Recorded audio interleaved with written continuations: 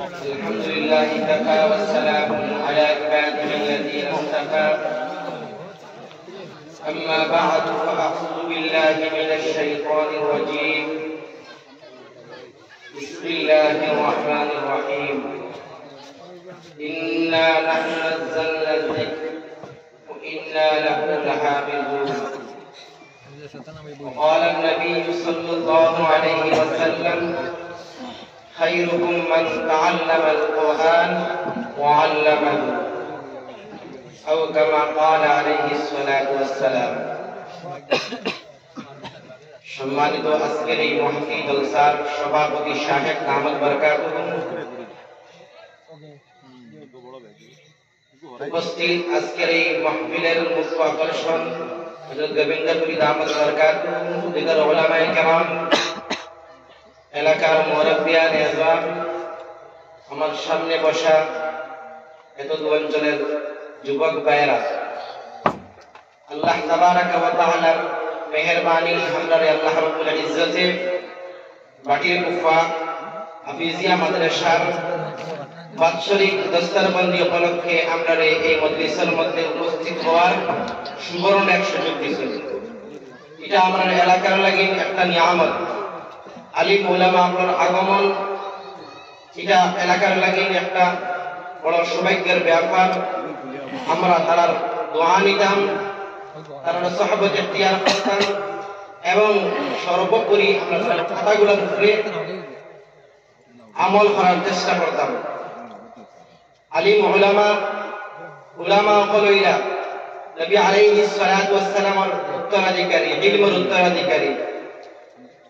আম্বিয়ায়ে কেরাম আল্লাহর পক্ষ থেকে আম্বিয়ায়ে কেরাম হলো তারা ইলমের ওয়ারিস রাখিয়ে গেছে। উলামায়ে কেরাম হলো আল্লাহর পক্ষ থেকে আল্লাহ প্রদত্ত ইলম আল্লাহ রাব্বুল ইজ্জতে মানুষকে দান করেছেন। এই ইলম আল্লাহ রাব্বুল ইজ্জতে নবী আলাইহিস সালাতু ওয়াস সালামকে দান করেছেন।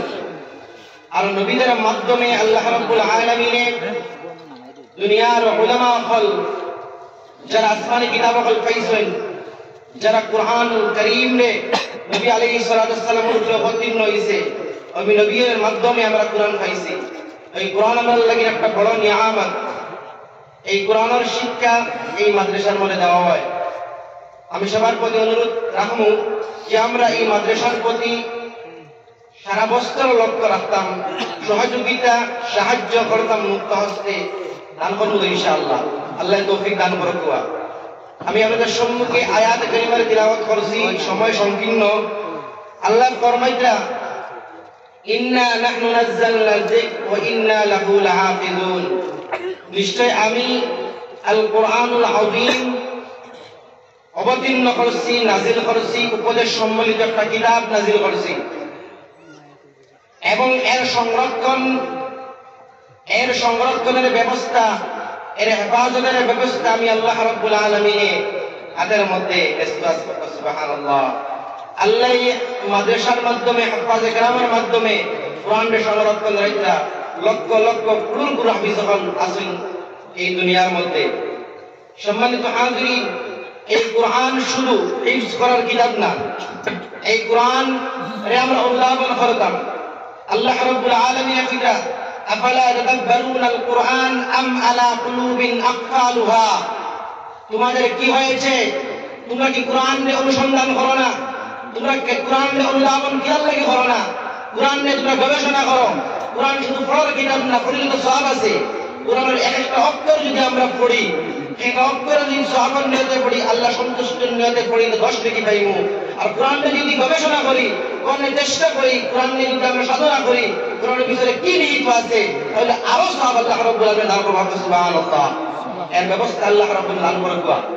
আমার মুসলমান ভাইরা, আমরা আল্লাহ রাব্বুল ইজ্জতে এই দুনিয়ার জমিনের মধ্যে দিয়েছেন কিভাবে মানুষ সঠিক রাস্তার সন্ধান পাইব, কোন রাস্তার মধ্যে শান্তি আছে, কোন রাস্তায় চললে মানুষ বিপদগামী হইত না, কোন রাস্তার মধ্যে চললে মানুষ সাফল্যমণ্ডিত হইব, ওই রাস্তা কুরআনুল কারীমের মাধ্যমে নবী আলাইহিস সালাতু ওয়াস সালাম সুন্নাহর মাধ্যমে আল্লাহ রাব্বুল আলামিন বাতাই দিয়েছেন।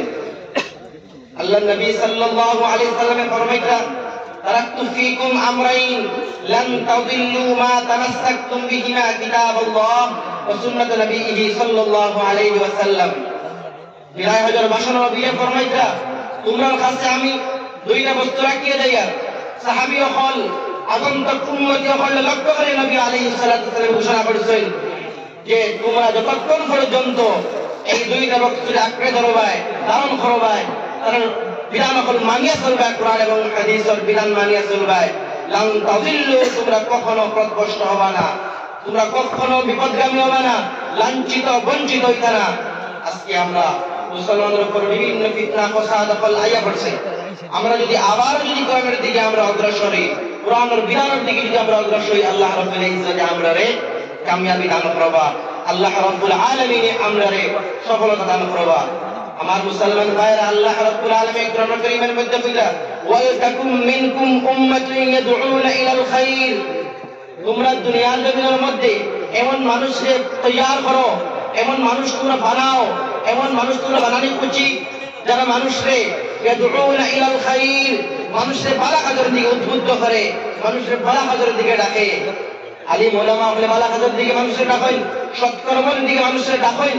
ওই আলিম উলামা হলে আমরা তৈরি করতাম, আমরা সেরাও করলে দিনদারি শিক্ষা দিতাম, কোরআনে হাফিজ বানাইতাম, আলিমে দ্বীন বানাইতাম পারবো ইনশাআল্লাহ। যতক্ষণ পর্যন্ত আমরা এই লাইনের মধ্যে থাকবো, কোরআন এবং হাদিস ভিত্তিক জীবন পরিচালনার মধ্যে থাকবো, আমরা কখনো পথভ্রষ্ট হইতাম না, আমরা কখনো বিপদগামী হইতাম না।